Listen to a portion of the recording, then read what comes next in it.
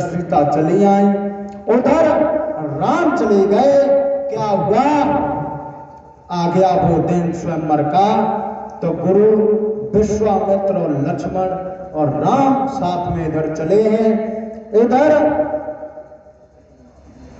क्या देखा? जिस समय रंगभूमि में जैसे ही राम के पग पड़े हैं और उधर से सीता जी जयमाला लेकर के आ रही हैं कि रंगभूमि जब पधारी, अरे मोहे देख सकल नर नारी। जब श्री राम इधर रंगभूमि में आए हैं और उधर से सीता जी आई हैं, तो रंगभूमि जब पगधारी, मोहे देख सकल नर नारी। अब एक यहां शंका होती है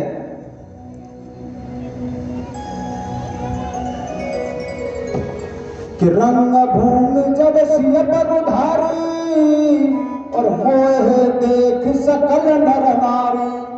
वो स्वामी तुलसीदास जी लिख रहे हैं, इसमें एक शंका है कि रंगभूमि सिय पगधारी। अब वो स्वामी तुलसीदास उधर उत्तरकांड में क्या लिखते हैं कि मोहन नारी नारी के रूपा और पन्नेदारी यही नीति अनुपा। मेरे कहने का मतलब ये है, स्त्री कभी स्त्री को देख के मोहित नहीं होती।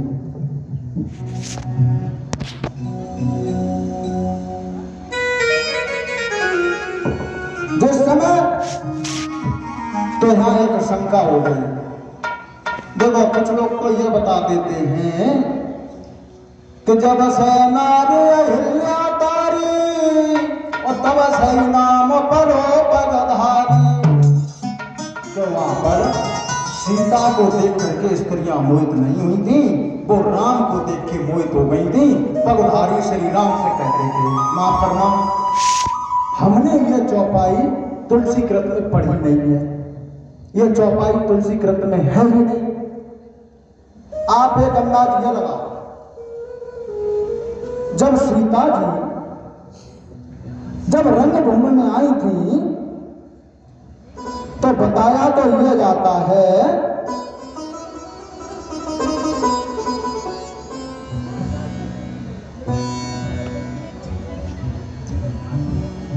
सीता की उम्र तब कितनी थी? उस समय सीता एक कन्या रूप में थी, तो अपने बच्चे को देख करके कौन मोहित नहीं होता है प्रदीप भाई? सीता उस समय कोई विवाह योग्य नहीं थी। मेरे कहने का मतलब है, अपने बच्चे को देख के सज धज करके कौन मोहित नहीं होता है? इस तरीका से मेरे तो कहने का मतलब यह है कि सीता को देख करके स्त्रियां मोहित हो गई थी और इधर राम को देख के पुरुष मोहित हो गए थे। उस रंगभूमि में आकर के सभी बैठ गए, लेकिन बड़े बड़े राजा महाराजा बैठे हुए हैं, लेकिन उस धनुष को कोई हिला नहीं पा रहा था। भूप सहस्र तसये कई बारा और लगे उठावन तरह न तारा। कहने का मतलब कि भूप सहस्र तस एक बारा, ये बताते हैं कि एक बार में 10,000 राजा लग गए, फिर भी वो धनुष उठा नहीं। माफ करें थोड़ा, जब एक बार में 10,000 राजा उस धनुष को उठाने के लिए गए तो 20,000 हाथ तो उनके वैसे हो गए। फिर वो धनुष कितना बड़ा है। और फिर अगर धनुष टूटी जातो तो सीता किनारे किनारे संग जाती। थोड़ा ध्यान देना, सीता किसके किसके साथ जाती ऐसा नहीं है। इस चौपाई का भाव अर्थ लगे। भूप सहस्र दस ये कई बारा, भूप सहस्रा बाबू 10 लंकाधीश रावण भी आया था। भूप सहस्र 10 एक कई बारा, बार कहते हैं दिन को। वहां रावण भी आया था। एक संज्ञा फिर होती है यहां पर। कुछ लोग ये बता देते हैं कि रावण ने वो धनुष को उठाया था, उसे अजमाया था। मैंने सुना है ऐसा कुछ नहीं हुआ। फिर गोस्वामी तुलसीदास ये भी तो लिखते हैं कि रावण हाथ छुआ नहीं चापा, रावण ने धनुष को छुआ भी नहीं था। जिस समय रावण आ रहा था, सहस्राबाहु कहने लगा, रावण कहां जा रहे हो? जिस धनुष को तुम उठाने जा रहे हो भोले बाबा का धनुष है। अगर तुमसे धनुष टूट गया तो वो धनुष जब टूटेगा तो वो तुम्हारी गुरु की पुत्री हो जाएगी। क्या तुम शादी कर सकते हो? रावण कहने लगा, सहस्राबाहु मैं इस धनुष को तोड़ूंगा जरूर। और आगे बढ़ा। तभी फिर कहने लगा, रावण कहां जा रहा है? तेरा पीछे मुड़ के देख, तेरी लंका नगरी फर फर करके जल रही है। रावण चला गया। उसी दिन ये कह गया था, सीता आज तो मैं जा रहा हूं, मगर तुझे एक दिन लंका नगरी को दिखाऊंगा जरूर। इतनी कह के चला गया था। और इधर सभी राजा जब धनुष तोड़ रहे हैं, किसी से धनुष नहीं टूटा। आहा, क्रोध में आके जनक कहने लगे, अब हम समझ गए, अब हम समझ गए ये पृथ्वी वीरों से खाली है। अगर ऐसा हम जानते तो हम ये पैर नहीं करते। अब आप लोग मेरे मुंह की तरफ क्या देख रहे हो? आप लोग कह सकते हो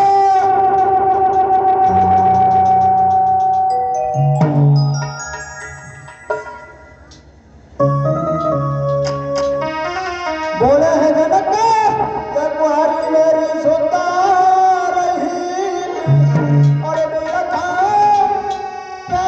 धनुष की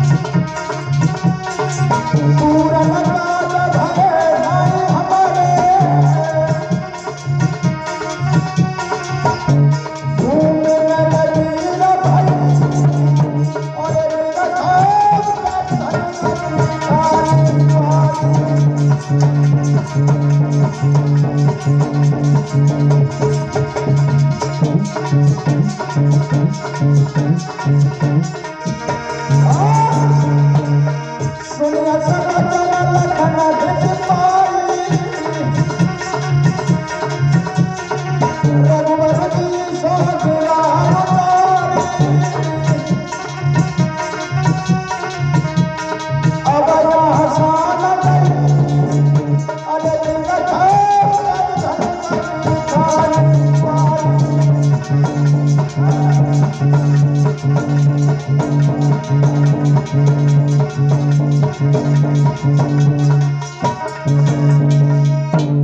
जैसे इतनी बात लखन ने सुनी, लखन कहने लगे चलो।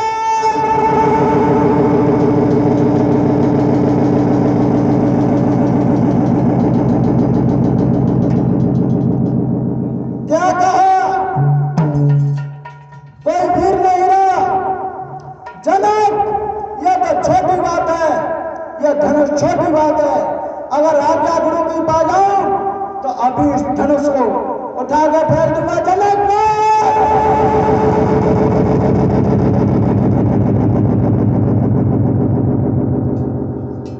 जनक, ये बात तुमने कही, आज के बाद मत कहना।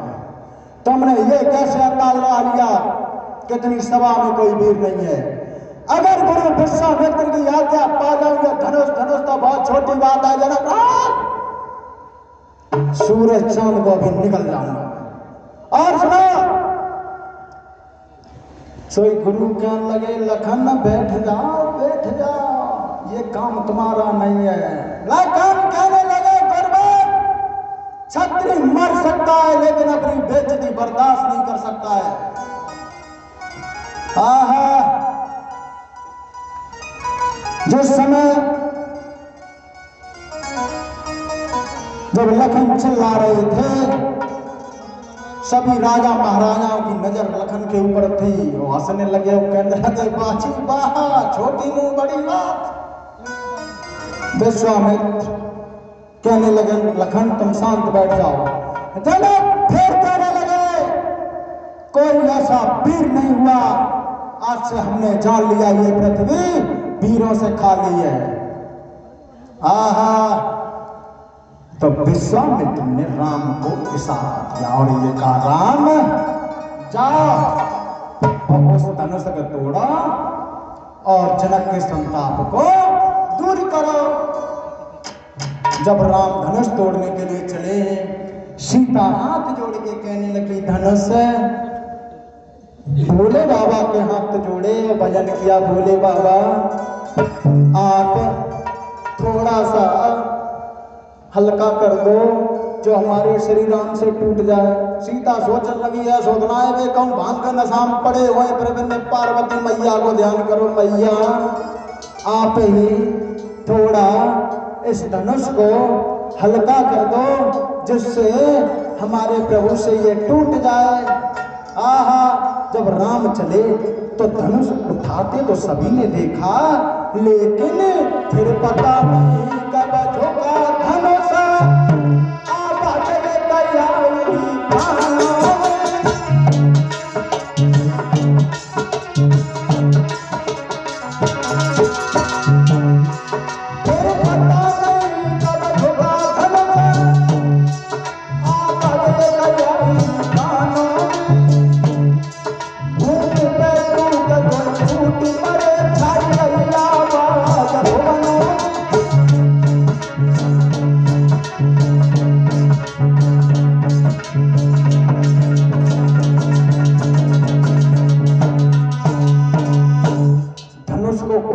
तो सभी ने देखा, लेकिन टूटते समय किसी ने नहीं देखा। अब एक बात और हम आपको बताएं इसी के साथ ही साथ, ये बताओ वो धनुष टूटता श्री राम से भी नहीं। प्रति भाई, श्री राम भी उसे धनुष तोड़ नहीं पाते। अब आप लोग समझ रहे होंगे रोहित क्यों नहीं तोड़ पाते, वो तो भगवान है, वो इसीलिए नहीं तोड़ पाते जो और राजा महाराजा बैठे हुए थे वो भी उसे तोड़ सकते थे। गोस्वामी तुलसीदास का विश्वामित्र समय सुबजानी बोले अति स्नेह में बानी। मेरे कहने का मतलब जिस समय और राजा महाराजा उस धनुष को तोड़ने जा रहे थे तो उस धनुष पे राहु केतु चंद्रमा का प्रभाव था। जब विश्वामित्र ने ये देख लिया कि इस धनुष के ऊपर से इन तीनों का प्रभाव हट गया, तभी राम को इशारा दे दिया और राम ने धनुष को तोड़ दिया। अब एक शंका और होती है, वो क्या होती है? अब ये बताओ कि धनुष उठाते तो सभी ने देखा और फिर टूटते हुए किसी ने नहीं देखा। अब ये बताओ इतनी सभा में सब राजा क्या अंधे बैठे थे? भाई एक अंदाज लगा, जो धनुष किसी ने टूटे हुए देख ही नहीं पाया। लेकर उठावत खे सतगारे, काहू न लखा लखन सब ठाड़े। लेत उठावत खे सतगारे, और काहू न लखा कोमा लखन सब ठाड़े। उस समय सभी राजा महाराजाओं की नजर लखन पे थी। जिस समय राम धनुष तोड़ने के लिए जा रहे थे तो लखन चिल्ला रहे थे, भैया संभल के जाना, कहीं ये पृथ्वी रसातल में न चली जाए, संभल के जा। उस समय सभी राजा महाराजाओं की नजर लखन पे थी। गोस्वामी तुलसीदास की चौपाई यहाँ सिद्ध करती है कि लेत उठावत खैचत गाड़े, और काहू न लखा प्लस कोमा लखन सब ठाड़े। इस तरीका से श्री राम ने धनुष तोड़ा और जैसे ही धनुष टूटा दूसरी सहेली कहने लगी, क्यों सीता तुम मरी जाती, अब जयमाला डाल। और जैसे सीता जयमाला डालने के लिए आई, राम जैसे लचने के लिए चाहे, उम्र में अंतर था, तो लक्ष्मण चिल्लाने लगे, भैया जो कह रहे हो सो पहली बार ससुराल में, आज अगर झुक गए तो जिंदगी भर तो कह रहे हो, झुकना नहीं है। आहा, जैसे ही इतनी बात कही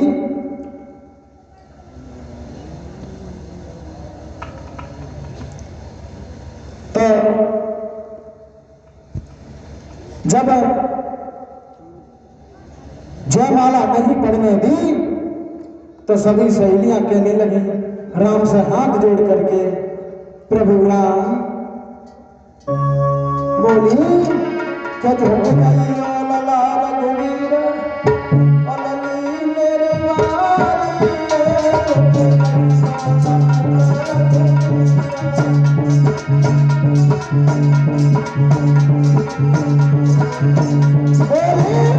अरे झुकना पड़ेगा, तुम्हें झुकना पड़ेगा, झुकना पड़ेगा, तुम्हें झुकना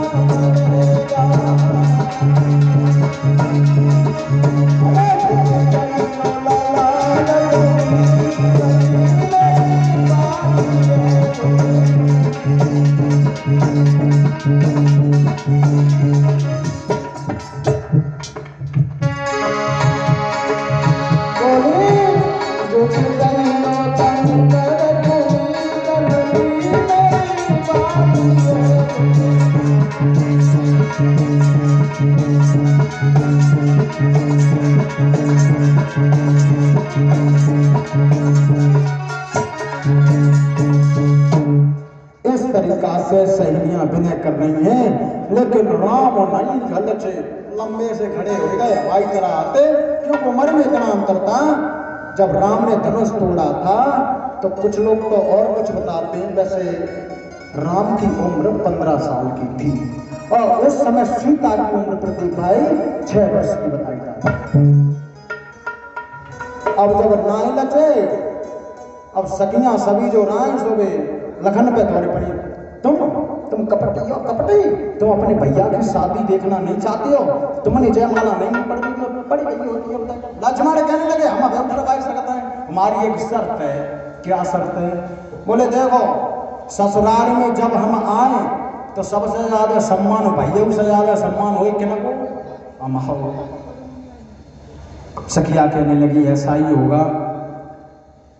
अब लक्ष्मण ने सोची, चिल्ला करके कहा कर ले भैया ने तो बड़ा काम करता हो और हमने भैया के पाँव ना छुए, वैसे वे हाथन से पैर छूते बाद ना लखन गए सो अपनो सर बन के पैर लपटा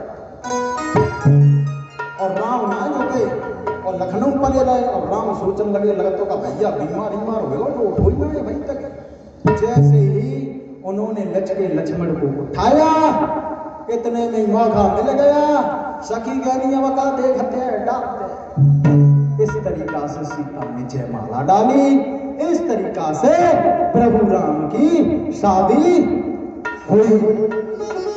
और जब ये हुआ तब तक क्रोध परशुराम का आना हुआ। काफी देर तक वार्तालाप चलता रहा। उसके बाद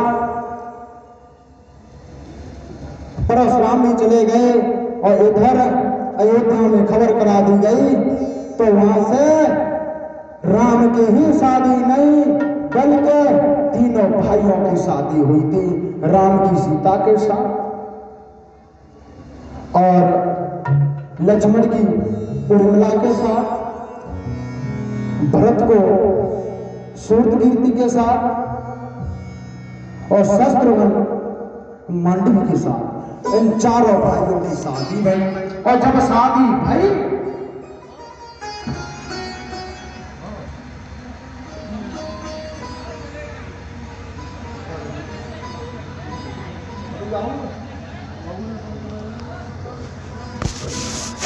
उसी समय जब शादी गई और उधर दावत खाने के लिए जब बैठी बारात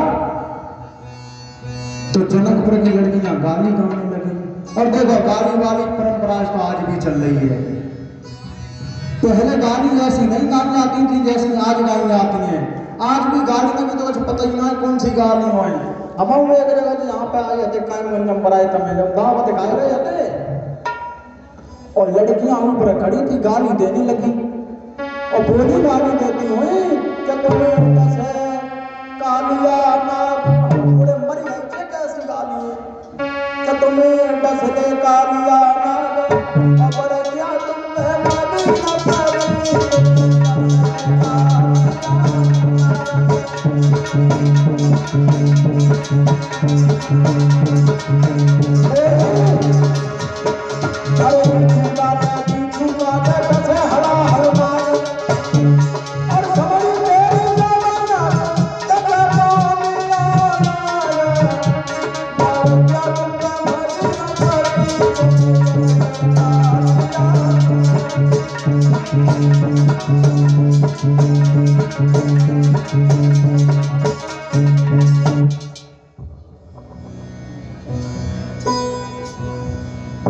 इस तरीका से सभी गालियां देने लगी।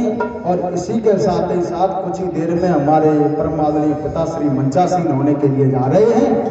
तो वो गाली देती हुई बोली, राम से कहती हुई बोली, हे राम कि तुमसे नित्यावे मेहमान। इस गाली के दो आप निकलते हैं कि तुमसे नित आवे मेहमान। अगर तुमसे मेहमान हमारे यहाँ आते रहे तो हमारी तो किस्मत ही सुधर जाएगी।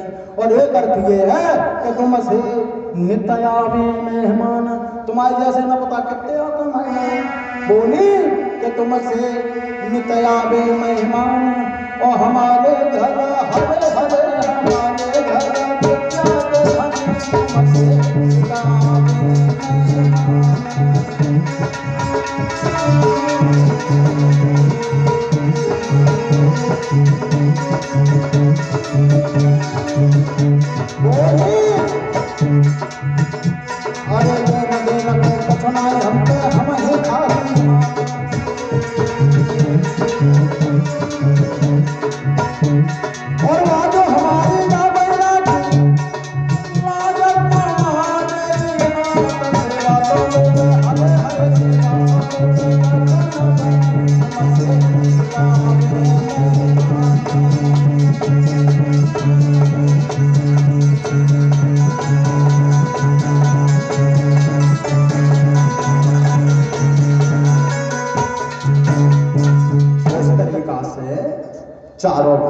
शादी हुई।